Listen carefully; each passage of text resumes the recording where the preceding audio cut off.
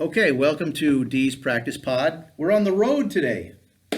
We're with the ambassador, Mr. Dom Famularo, in his studio in Port Jeff, New York. Say hello, sir. Yeah, Andrew, thank you so much. This is fantastic to be a part of this here. Thanks so much. Well, it's fantastic to be here. Well, what can I say about this man, the career that he's had, the things that he does for the benefit of us as drummers? It's innumerable.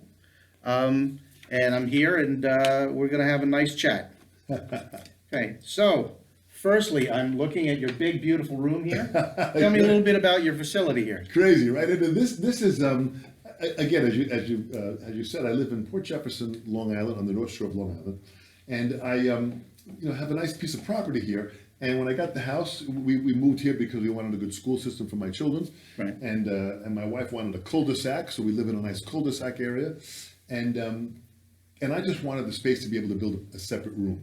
So I built a 24 by 22 foot room in the back corner of my property, kind of in the forest area that's behind me. And it's built out of cement, out of cinder block. There's 4 inches of airspace, an interior wall, so I built a room inside of a room. Right. And I wanted to contain the sound so none of my neighbors would be bothered by the sound, and equally, I wowould not be bothered by their sound. I don't want Correct. to hear Yeah. lawnmowers or Sure. my kids playing. Right. So I built the room to be totally sound contained, and we'd be having 2 drum sets in the room and practice pads and 4 cameras and flat screen TVs, and Right. it's just so exciting that it's just a really fun room to teach in. Right, right. Yeah, it's beautiful. Yeah, I have something similar.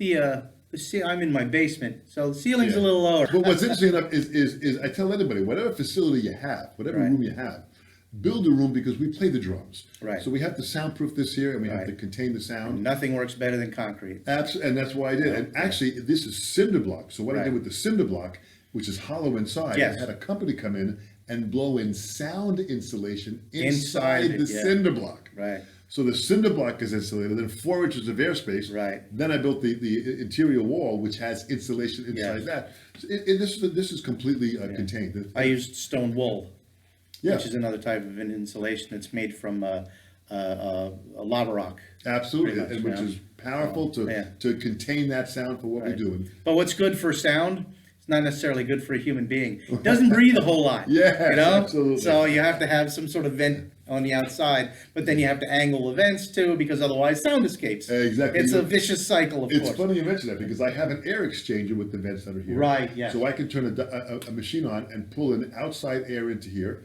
and that's all in the attic of the room here. Right. And really no sound gets out of that. However, it's worked out by the time it gets out and goes through the ducts, and the ducts It's all a matter of angles. the ducts are facing the forest. Right. So whatever sound goes out goes into the forest. To no one. Nobody hears dissipates it. before it gets to anybody. Yeah, exactly. Nobody That's the hears idea. it. So it was fun to have this kind of a room, and of course, in here I've got over 2,500 students that travel to me from over 30 countries. 30% of them are on Skype. Wow. So I'm doing a lot of Skype lessons. The other day in my studio here, and I've got a big IMAX screen, as you can see over there. The other day in my studio, I taught 8 one-hour lessons from 8 different students from 8 different countries, all on Skype. That's fantastic. It was incredible. Yeah, And yeah. by 6 o'clock that day, I closed my studio up and walked 50 feet into my house and had dinner with my family. So it was really kind of fun. That's great. Yeah. So it's like you're going around the world and you're home for dinner. This is really it's 21st century technology to our advantage It's great. Yeah. in the advent of trying to push education worldwide. So Right. now people can have me available. You Sure. just witnessed a student that I just taught as you walked in here Right. from Slovenia. Mm-hmm. So that really has the potential of where the 21st century is at in teaching. Right. Yeah. Well, I've already seen a tremendous difference in the. Go ahead.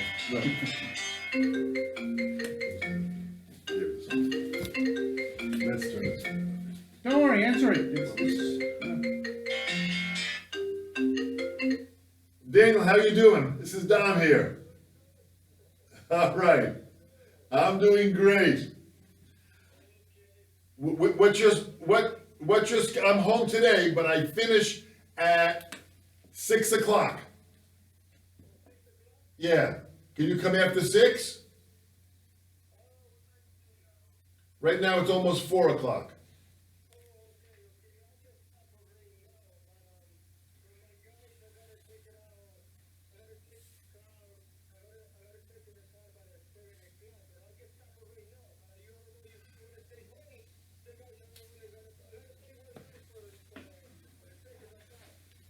Okay, so what do you wanna do? You wanna have a,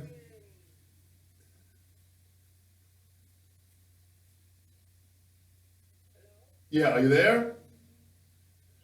So you have to pay a guy to take the car?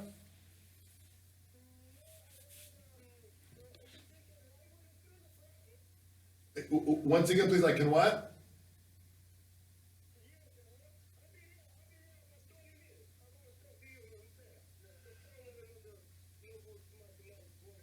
Okay, I'm in the studio.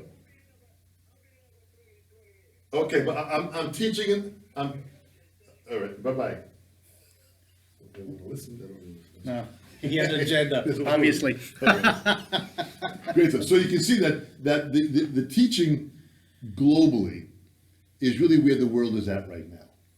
Yes, And that's why I say to people, there was an expression many years ago that said, think globally but act locally. Locally, yeah. And I tell everyone now to think globally and act globally. right, Now with a website that's a global reach, the internet the Right. way it is, social media the way it is, Sure. and Skype and FaceTime and all these different programs that you can use to teach using video. Sure. It's amazing to have that kind of accessibility. it is. That I'm teaching students all around the world. My first lesson this morning was a student from Taiwan at 9 o'clock this morning, which was 9 o'clock at night in Taiwan. So Right. the time change, you just have to learn how to calculate the time change. My assistant, which is actually my wife, organizes all this for me, and it becomes a real fun adventure to be able to Yes. reach the world from my Yes. studio. I've also noticed how our instrument has, in fact, evolved rapidly since the internet has become so accessible. Yeah, yeah. I mean, there's just so much information. That's it. Which is incredible. And then the fact that you have this kind of an accessibility, where this drummer from Slovenia, who's been studying with me now for about a year and a half, has changed dramatically in his playing, and he's becoming the top drummer in Slovenia. Right. Because he's learning these techniques from someone in New York. Right, When sure. normally they would have never had that access unless they flew to New York. Yes, yes. So this guy just took a 2-hour lesson with me. This guy takes a 2-hour lesson. We focus on a lot of material. We go through a lot of books. It's pretty powerful to have that kind of accessibility Absolutely. in the world. So the world has for sure changed. Well, certainly it has. Yeah, yeah. Okay, tell me about your early days. What gave you the bug to start playing? It really goes back to February of 1964 when the Beatles were on the Ed Sullivan Show. It's a story that is heard by many, many different people. We heard them play. I was with my 2 older brothers and my younger sister. We heard them play. The music was just kind of pulled you in, the excitement of playing music. I just saw drums as being my thing. I went for it, started playing. Within a year after playing, we formed a band. We started working with the band with my family. We started making money. I'm 12 years old. I'm now playing and making money, realizing that, wow, this is fun. I'm able to play the drums, have fun, see people dance in happiness. Right. And then they'd feed us. And then after the evening was over, they'd pay us money. I said, hey, this is pretty good. So I said, Yeah. I'm going to go down this path. And I just continued with it. And Well, obviously you have, yeah. and I found great teachers. I mean, as you know, here in Long Island, the guy that probably led the path was Al Miller as an incredible educator. I Yes. was able to study with Al for many, many years. Yeah, I took 17 years of lessons from him myself, you know. Absolutely. I remember seeing you there Right, during yeah. the lessons. Absolutely, Right, yeah. And studying with Al was always a great joy. Charlie Perry was here on Long Island, another great small band jazz drummer. Al was more big band Right. drummer. And Ronnie Benedict, who was also a teacher here in Long Island, was kind of a show drummer. So his reading was at a high level of what Right. it was. And so between these great players, I was able to get a good foundation. And then from that, I then tracked down guys like Joe Morello and Max Roach and Jim Chapin. Right. And I just kept on going for lessons and sucking this stuff up. And it just allowed me to continue to grow. The more I grew, the more opportunity there was to play and teach. Sure. And I've been doing that now for 52 years. Wow. Crazy. Yeah. It's really amazing when I think about it, that here I am, I'm going to be, the end of this year, I'll be 65, and I'm still doing it, having a great amount of fun. Turning 50 in August. It's amazing how time flies by. It sure does. Yeah. and to still be able to do it is amazing to me, because I'm honored and I'm grateful for it, and still humble with it, because I'm still a student of the art form. I'm still Right. learning.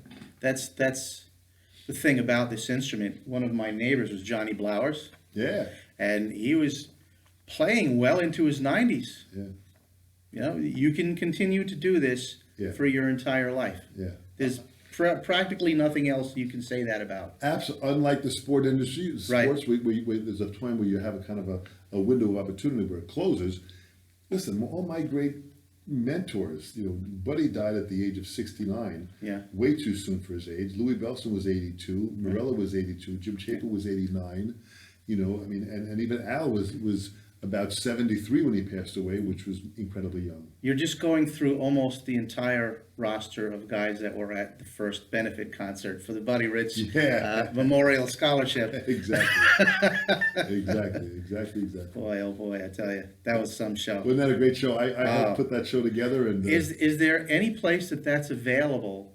Because I know that the LA one, which was the second one, that's on DVD or whatever at this point, but our show was not videotaped, although Greg Bissonette, his father, had a video camera and grabbed little clippets of it. right. And I'm still trying to track down Greg to get some of the copies of which he'll get from me for sure. But it wasn't videotaped. We had it planned to do video, but the day before they pulled out because of union regulations. Unions, yeah. And Good with old that New York challenge- and their unions. Yeah, absolutely. And with that challenge, we lost the footage. But there's something about having the fact that it was not recorded, that when you were there, it was special.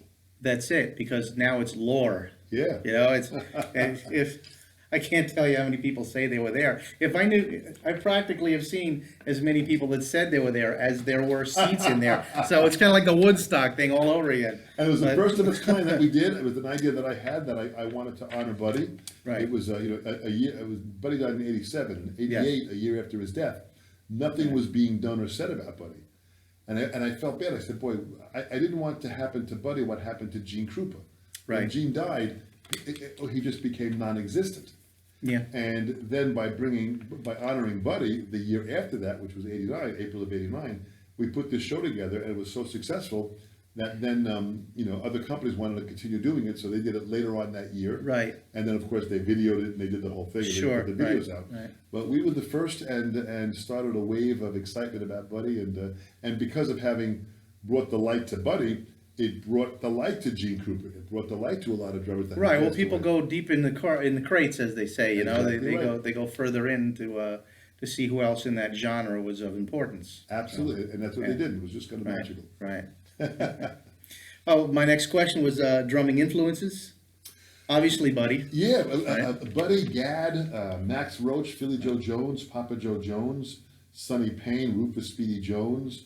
A lot of timekeepers. Yeah, these are guys that just drove a band Right. in a way. I'd put Ringo in there because Ringo played all the right parts for what that band needed. What was musically needed. Yeah, absolutely, and He didn't muddy the waters. Yeah, and guys like Max Roach and Morello, when I sit down in a room, and Jim Chapin, when I sat down in a room with these guys and started to hear them speak. I mean, Al Miller was a great big band drummer. I used to love going to hear Al play with his big band. Right. And then when Al had gotten sick with his heart condition, he asked me to fill in for the band and run the band. So I played a couple of Right. gigs sitting in Al's seat.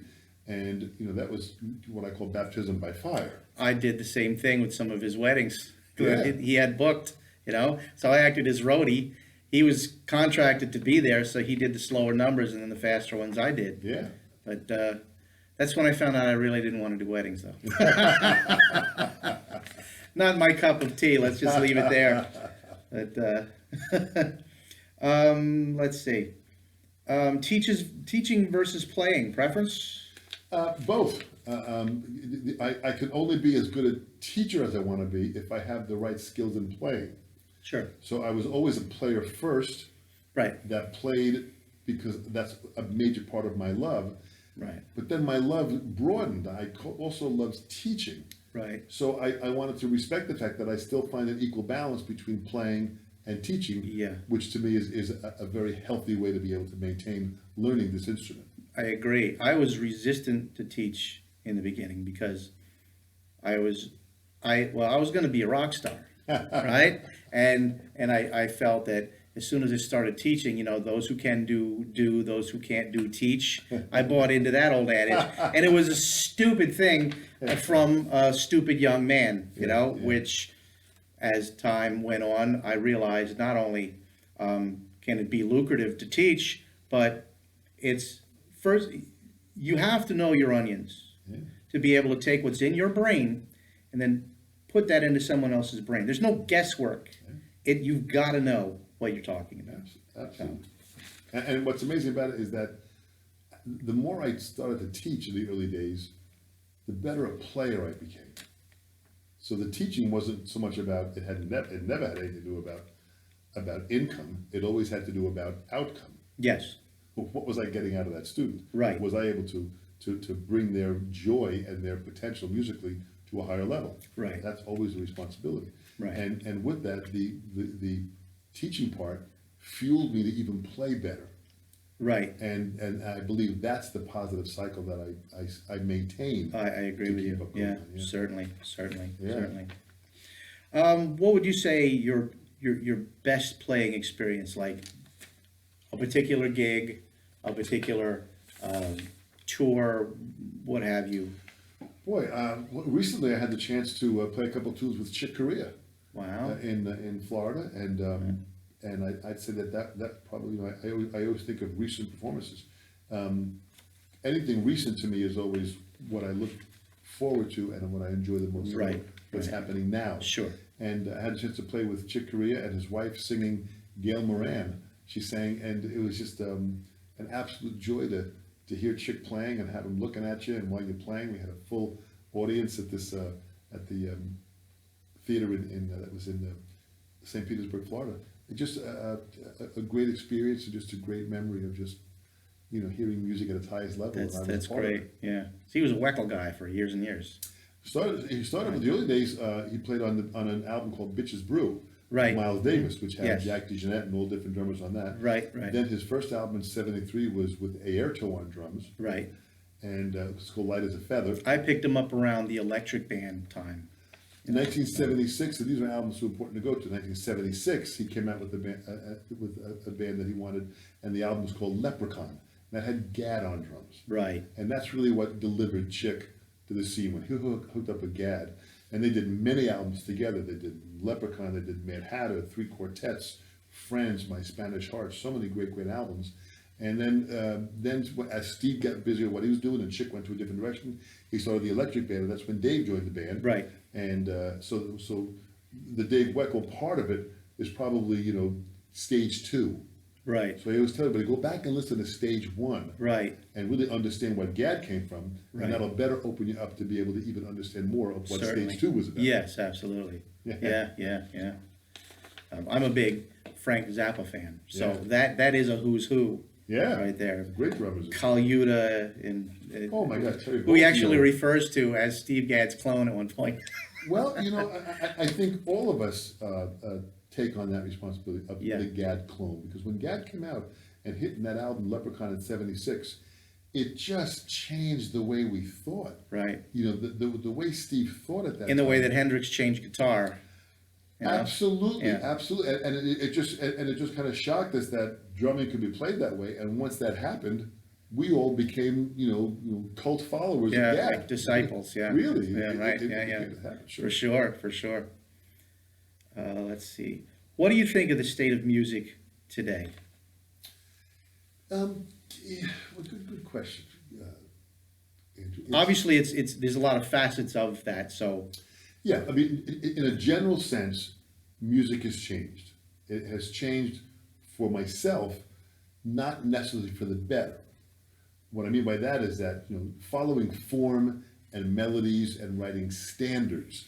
You know, I came from a time where we played standards, so there were tunes Right. you can call Sure. at a gig, and you just called the tune, and everybody knew it and played it. Nowadays, you know, in today's music, there really are no more standards. So the music today is at a different change. Now, I don't want to say it's bad, it's just different. I Sure. would prefer to go back a little bit and hear some of the music beforehand. You know, today, many of the students that I teach and musicians drummers that I hear worldwide, they're putting bands together to go back and play music of genres of the 20th century. Right. I'm going to go play some music of the 70s and do some Earth, Wind, and Right, Fire. right. I'm going to go play Chicago, Blood, Sweat, and Tears. You know, the Beatles. They're Well- talking about Zeppelin. Yeah, well, the concept of the tribute band right now is the most, for guys who don't have a record deal, that's the most lucrative playing situation Absolutely. there is right now. And they're playing music of the Right. 20th century. Grunge music, whatever it Yeah. was. Right. And so the 21st century has not defined music yet. Right, See, in the 20th century, each decade had a defined decade. Right. From 1900 to 1910, it was Dixieland music. yes, Then it went to ragtime music from 10 to 20. Then from the 20 was the Roaring 20s to the 30s. Right. The 30s became swing music. right, The 40s became big Big band, band music. music. The 50s became kind of the country rockabilly stuff with Elvis and bebop jazz. right, The 60s then, jazz started getting a little bit more fusiony and more Right. advanced. And of course, the Beatles and Zeppelin. The 70s, Chicago, Earth, Wind, and Fire, the Right. bands hit, Blood, Sweat, and Tears. And then the 80s, of course, the long-haired rock 80s. The 90s, all that had defined. We get the to 90s almost kind of take a step almost backwards back into the 70s a little bit with the grunge era. Absolutely. We hit the year 2000, it stops for me. I can't define the It music. just became some marketable thing, and a lot of things, a lot of the reason why I think that happened is because it became more difficult to sell what was available for free online. Once the So, internet came out, yeah. it changed the model of how you can make money too. Right. So unfortunately with that, it's now a time where bands are not making much money selling recordings, Right. but they are making their money touring. So this is actually a good That's time it. for touring. It's the now. last bastion of hope for the music industry. Well, and I think it'll change to a positive sense as the touring happens. People are going to want to still hear that music. So I think there's going to be a change also in the streaming part where musicians can make more money. If the musicians can make more money at it, they're going to be inspired to write more. So I Well, think that's it'll- just the thing. I think, yeah, a lot of the reason why it is so mundane, so watered down is why are you going to go through the effort unless you really love it to come up with these songs if you're not really going to be able to monetize it? if you cannot monetize it, you cannot survive at it. So Right. I think the industry will have to change because when musicians start to stop writing Right. and the music industry has nothing to stream, Sure. it's going to have to change. Exactly. So I think we're in a good place. When I play music, I like to play music, that inspires me. Yeah. So it's usually music of the 20th century. Right. Yeah. Okay. Let's see. How about the state of music education today? Well, I think, again, it's at its best place now because with the advent of the internet and the advent of the amount of books that are out, there's so much information. I think the biggest challenge for a student is to narrow down what they're trying to achieve so they Right. don't overwhelm themselves Right. with the amount of information. The great thing about, again, YouTube, you can go in there. When I'm teaching about Billy Cobham in my lesson room here, and You can go to Billy Cobham. I pull up Billy. You got the on genuine YouTube, article sitting and right in- We watch footage of Billy playing and speaking, and the students' eyes open up wide, and I give them homework of review Right. to do on the internet. So how you utilize the footage in a positive way is what we have to do now with music Right. education. Well, I think music education is more privatized now. Yeah. It used to be, I mean, I don't know, trying to build my practice, I've started trying to appeal to schools, send mailers out, and put my website out there so they can check me out and everything, and not a whole lot of support there. They're fairly territorial. It's territorial because where the world is at right now with security issue and education changing in the public school, Right. the music school program being pulled out, they always take the arts Yes, out, they right. don't touch sports. And that's where my question really started from is how it's in the school systems, how it doesn't seem to be getting the love that it used to get. But again, it's a cycle, so I really believe that'll change also. Right. I'm starting to see a change now in public school music education, where they're starting to teach newer and more contemporary songs that the kids can relate to. I had the chance at my school here, for a recent concert, they invited me to come in to play with the orchestra, and we played Zeppelin's Kashmir. Yeah, I'm on a drum set playing with a 75-piece orchestra playing Kashmir. playing Bonham, yeah. The audience went absolutely berserk. Who does that? So I think that they're starting to bring this younger, fresher excitement into music that again will turn around the public school system. That might be because a lot of the teachers now are younger. They're younger and Right. they want to hear music that they can relate to also. Sure, yeah.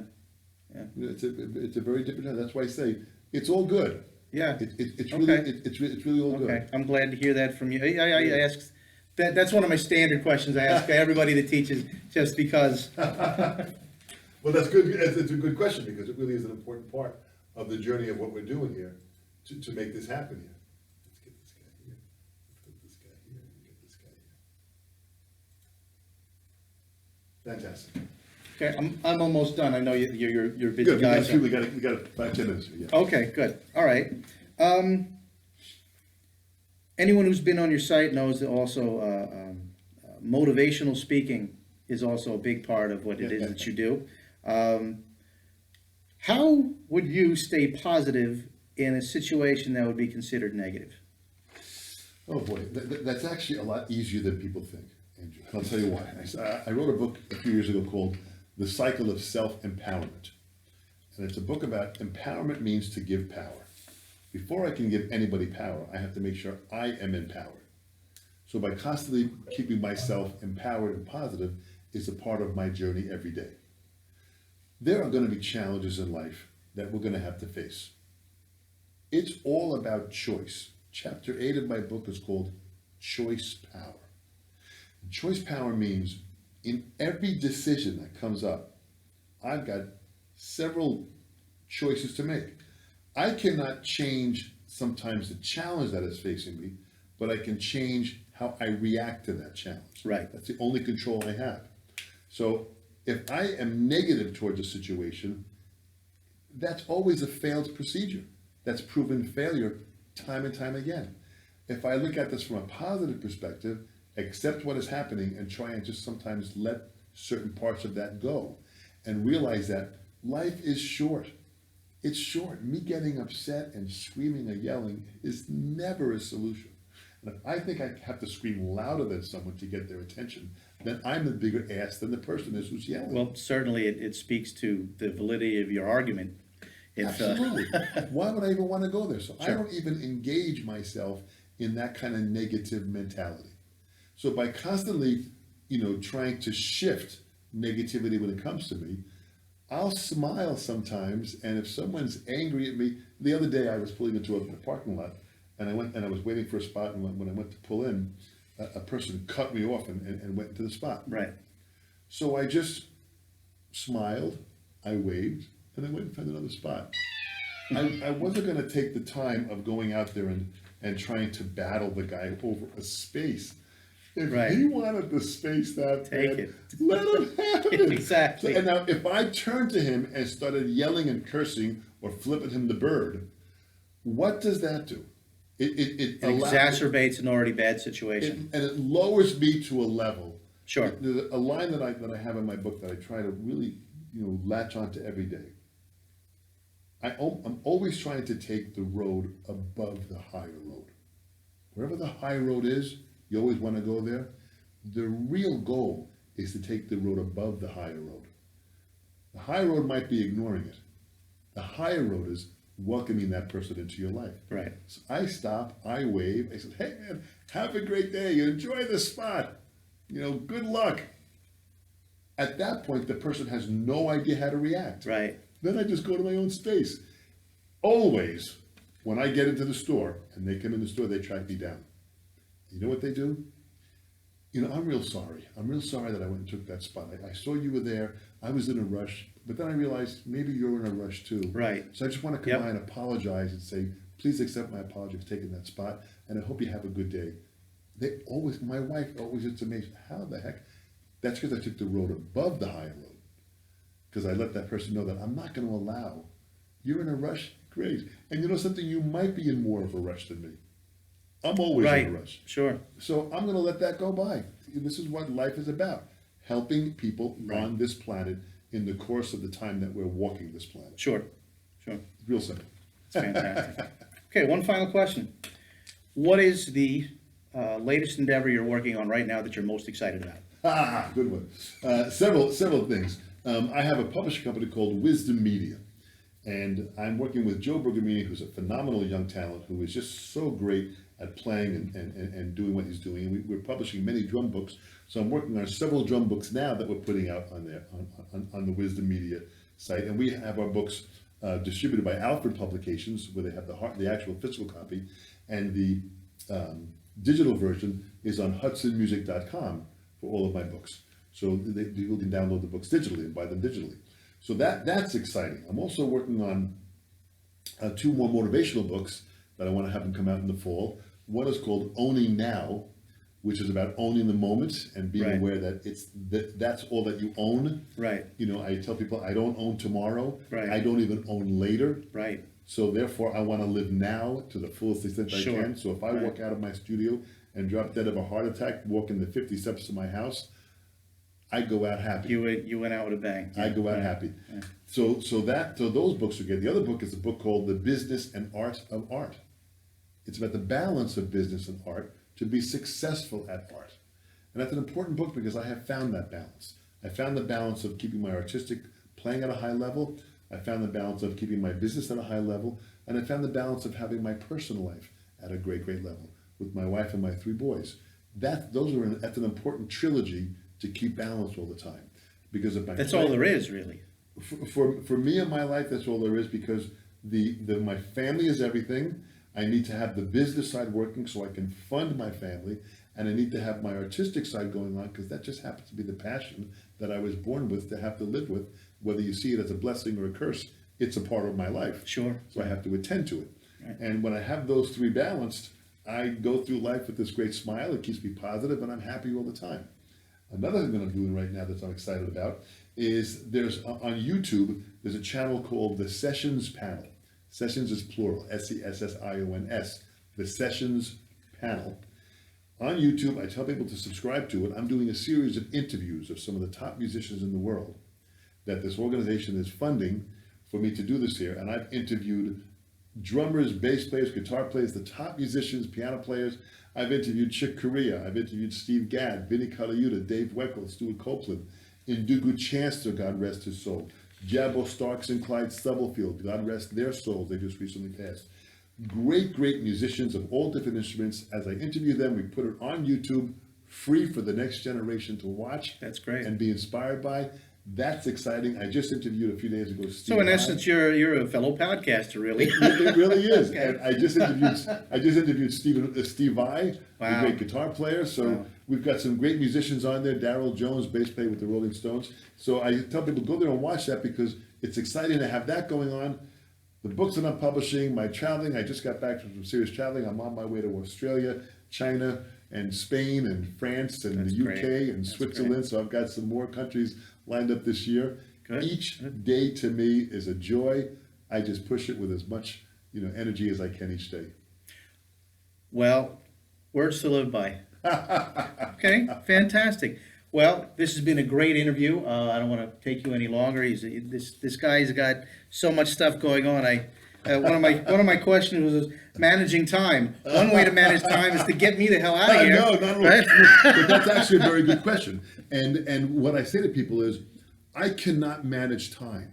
Right, Time is probably my only enemy. right, It's going to keep on going. So time Right. keeps going. What I can manage is my life inside that time. right. So I prioritize and I schedule everything in what I want to get done, how I want to do it. Right. I wake up early in the morning. I stick to my schedule. Sometimes the schedule changes, but I keep on making sure that I get to all these things I do, whether it's the writing of a drum book, the writing of a motivational book, Right. whether it's doing an interview, whether it's doing traveling around the world, whether it's doing some lessons in my studio, or consulting for the companies that I'm with. I consult Right. for Mapex, Evans Drumheads, ProMark sticks, and Sabian cymbals. Sabian, yeah. And these are companies that are absolutely dedicated to the moving forward of drum education Right.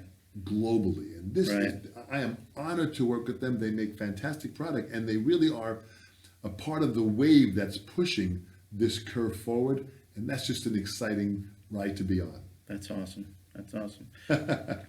Well, I'll have to come back. Oh, absolutely. We'll do a part 2 for sure. That Andrew. sounds good. That sounds good. This has been Dee's practice pad, and you're gonna enjoy listening to this one, guys. All righty? Thanks a lot. Have a good one.